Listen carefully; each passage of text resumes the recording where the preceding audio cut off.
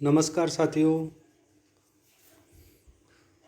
आज के लेक्चर में मैं आपको बताऊंगा participant and non participant observation के बीच में क्या डिफरेंस है, क्या अंतर है। साथियों, यह बहुत ही महत्वपूर्ण टॉपिक है। ज़्यादातर परीक्षा में इसी प्रकार के प्रश्न पूछे जाते हैं। सहभागी अवलोकन और असहभागी अवलोकन के बीच क्या अंतर है। कंपटीशन में भी इस पर आधारित क्वेश्चन पूछ लिए जाते हैं, इसलिए इसे समझना बहुत ही ज़रूरी है। इनके अंतर के आधार पर आप सहभागी अवलोकन और असहभागी अवलोकन किसे कहते हैं वो भी आसानी से समझ सकते हैं। तो इनके बीच अंतर को जानना हमें बहुत ही ज़रूरी है। जैसा कि आप स्क्रीन पे देख रहे हो, एक तरफ सहभागी अवलोकन है और एक तरफ असहभागी अवलोकन है, और एक तरफ इनके बीच अंतर के आधार हैं, जैसा कि इस टेबल में बताया गया है। अंतर का सबसे बड़ा और सबसे पहला आधार है सहभागिता। सहभागी अवलोकन जो है, इस अवलोकन में अवलोकनकर्ता अध्ययन समूह का अभिन्न अंग बनकर अध्ययन करता है। जैसा कि मैंने साथियों बताया था पिछले लेक्चर में, जो सहभागी अवलोकन को सहभागी अवलोकन ही इसलिए कहते हैं क्योंकि अवलोकनकर्ता जो होता है वह अध्ययन समूह का सदस्य बनकर ही उसका अवलोकन करता है, उस समूह की को अवलोकन करता है, उस समूह के जो भी गतिविधि है उसको अवलोकित करता है। जबकि असहभागी अवलोकन है, इसमें अवलोकनकर्ता की स्थिति अध्ययन समूह में एक अपरिचित जैसी होती है, वह समूह के कार्यक्रमों में भाग नहीं लेता है। अर्थात असहभागी अवलोकन जो होता है उसमें जो अवलोकनकर्ता समूह का सदस्य नहीं होता, वह बाहर से आए हुए व्यक्ति की तरह होता है और समूह की गतिविधियों पर दूर से ही नज़र रखता है और उनसे तथ्य संकलित करता है। इसी प्रकार इसमें अंतर का एक और आधार है गहनता। सहभागी अवलोकन जो है, इसमें समूह का सदस्य होने के कारण अवलोकनकर्ता समूह के व्यवहारों को बारीकी से समझने की स्थिति में होता है। वहाँ गुप्त व गहन सूचनाएं भी एकत्रित कर लेता है। जबकि असहभागी अवलोकन में अवलोकनकर्ता केवल बाहरी व्यवहारों को ही देख पाता है, गुप्त सूक्ष्म एवं गहन जानकारी एकत्रित नहीं कर पाता है। जैसा कि साथियों स्पष्ट है कि सहभागी अवलोकन में जो अवलोकन करता होता है वो समूह का सदस्य बनकर ही अवलोकन करता है, तो वह जो गुप्त और गहन सूचनाएं होती है उनको भी वह एकत्रित करने की स्थिति में होता है। क्योंकि समूह जो होता है जिसका वह अध्ययन कर रहा है, वो सभी ये मानते हैं कि ये तो अपना ही सदस्य है, तो उनका जो सहज व्यवहार है, जो सहज गतिविधियाँ है, वो भी जो गोपनीय गतिविधियाँ है वो भी अवलोकनकर्ता के सम्मुख प्रकट करते हैं। इसलिए वह हमेशा गुप्त सूचनाएं और गहन सूचनाएं संकलित करने की स्थिति में होता है। जबकि असहभागी अवलोकन में अवलोकनकर्ता जो होता है वह बाहरी सदस्य होता है, अर्थात जो बाहर से जो गतिविधि और जो व्यवहार दिखाई देता है उसका ही अवलोकन कर पाता है। जो गहन और गुप्त सूचना होती है वह असहभागी अवलोकन में अवलोकनकर्ता नहीं कर पाता है। इसी प्रकार अध्ययन का एक और आधार है इन्वेस्टिगेशन, जांच जिसे हम कहते हैं। सहभागी अवलोकन में इसमें प्राप्त जानकारी की जांच तथा पुनर्जांच करना संभव है, क्योंकि अवलोकनकर्ता समस्त क्रियाकलापों में सहभागी होता है। जबकि असहभागी अवलोकन में इस अवलोकन में अवलोकित व्यवहार की जांच और पुनर्जांच संभव नहीं है। जैसा कि साथियों सहभागी अवलोकन है, अवलोकनकर्ता उसका सदस्य होता है, सदस्य बनकर ही ये करता है, तो कई गतिविधियां ऐसी होती है जो बार बार उसके सम्मुख घटित होती है। अतः कभी उसको कोई कंफ्यूजन हो किसी गतिविधि में, तो वहाँ दोबारा भी उसका अवलोकन कर सकता है, क्योंकि वो बार बार घटित होती है। अतः उन गतिविधियों का या उन तथ्यों को या उन घटनाओं की वह जांच कर सकता है, पुनर्जांच कर सकता है।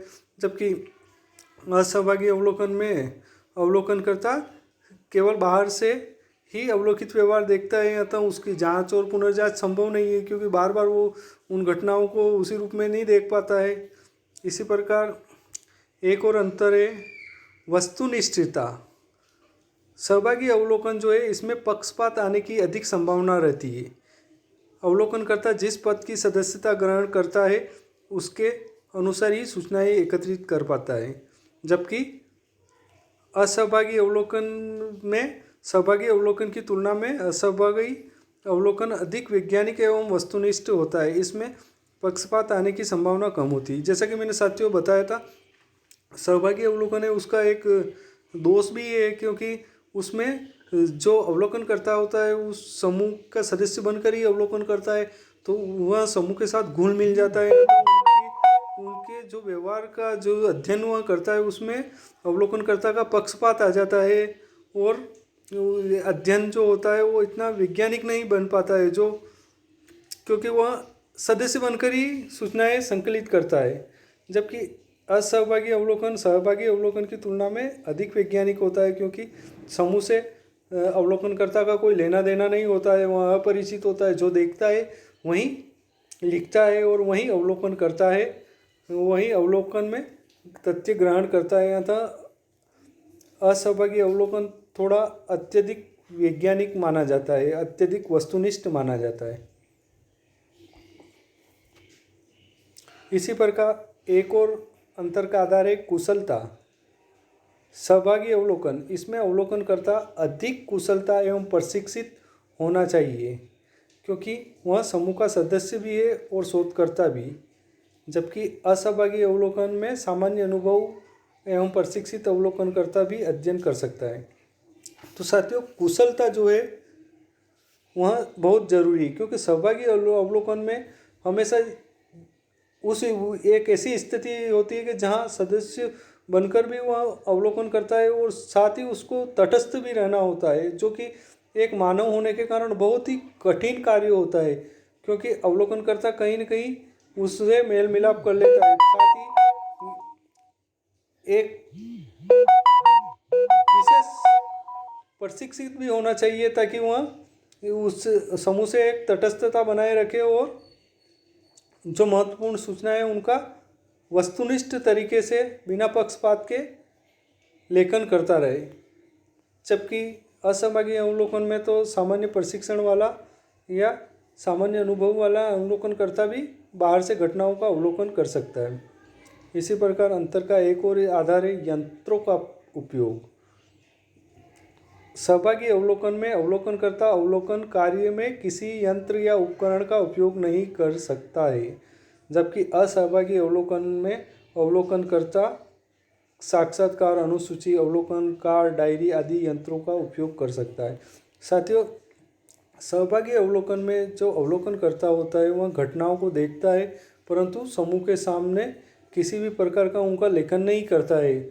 उनको उसको याद ही रखना होता है, उन घटनाओं को, तथ्यों को और गतिविधियों को, क्योंकि अगर वह उनके समूह का अगर लेखन करता है या कुछ उपकरणों का उपयोग करता है जैसे साक्षात्कार, तो समूह के सदस्यों को पता चल जाता है कि यहाँ अपना सदस्य नहीं है, केवल सूचना एकत्रित करने के लिए ही सदस्य बना है या कोई बाहरी व्यक्ति है। तो फिर वो क्या सहज जो उनकी गतिविधि है या फिर वो उनमें कृत्रिमता आ जाएगी, सही सूचना वह संकलित नहीं कर पाएगा। जबकि असहभागी अवलोकन में अवलोकनकर्ता के संबंध में समूह को भी पता होता है कि यह बाहरी व्यक्ति है, तो वह अनुसूची या अवलोकन कार्ड या साक्षात्कार आदि ये तथ्य संकलन की विधियों का उपयोग कर सकता है।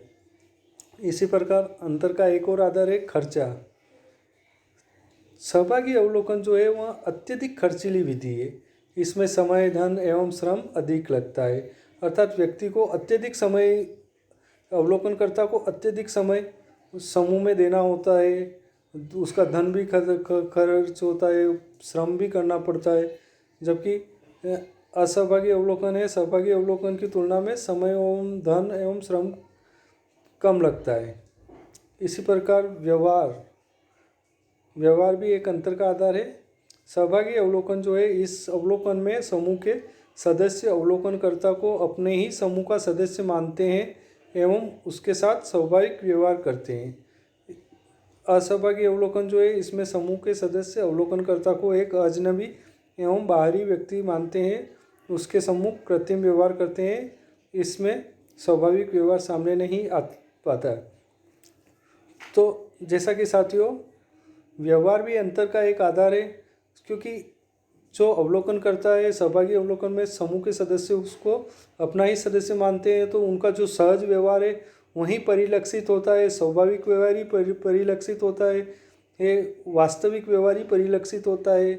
जबकि असहभागी अवलोकन में समूह के सदस्य को पता होता है कि यह अवलोकन करता बाहरी व्यक्ति है, अतः जो व्यवहार परिलक्षित होता है वह कृत्रिम होता है, स्वाभाविक नहीं होता है। अतः साथियों, ये अंतर के आधार है, ये महत्वपूर्ण आधार है, इसके आधार पर इन दोनों अवलोकन के बीच अंतर को भी स्पष्ट किया जा सकता है। साथ ही समझ भी सकते हैं कि अनियंत्रित अवलोकन और नियंत्रित अवलोकन क्या है, सहभागी अवलोकन और असहभागी अवलोकन क्या है। Thank you.